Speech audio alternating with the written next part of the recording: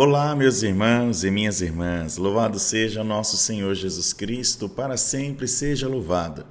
Hoje, em nosso momento Palavra de Bênção, eu te convido a meditar junto comigo o Evangelho de nosso Senhor Jesus Cristo, segundo Marcos, capítulo 12, versículo 24.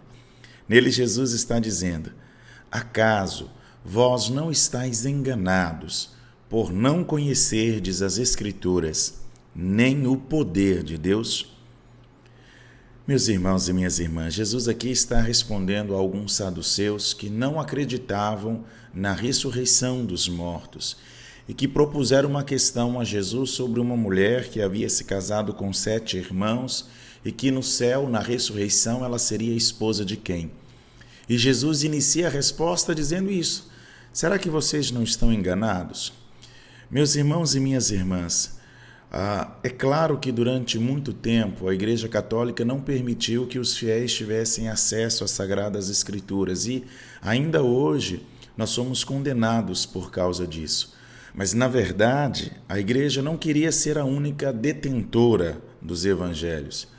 Ela apenas não queria colocar na mão das pessoas um livro que precisava ser interpretado e que ela não teria condições de oferecer intérpretes para todas as pessoas. E hoje nós caímos, infelizmente, nesse risco. Pessoas que conhecem algumas partes do Evangelho e que por causa de algumas partes, alguns trechos apenas do Evangelho, eles se enganam, cometem equívocos terríveis e que ainda levam outras pessoas a erros terríveis também.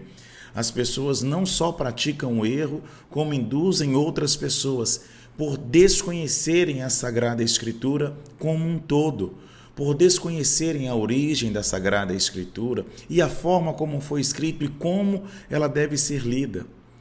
Meus irmãos e minhas irmãs, todos nós devemos ter acesso às Sagradas Escrituras.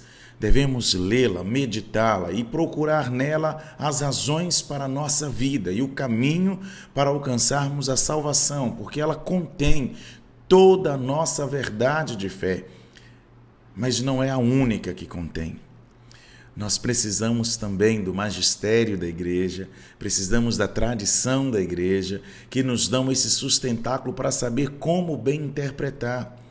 Por isso que hoje a gente vê pessoas, por exemplo, em nome de Deus, defendendo o uso de armas, como por exemplo, para se defender, para poder se resguardar. É, infelizmente, uma leitura equivocada da Sagrada Escritura.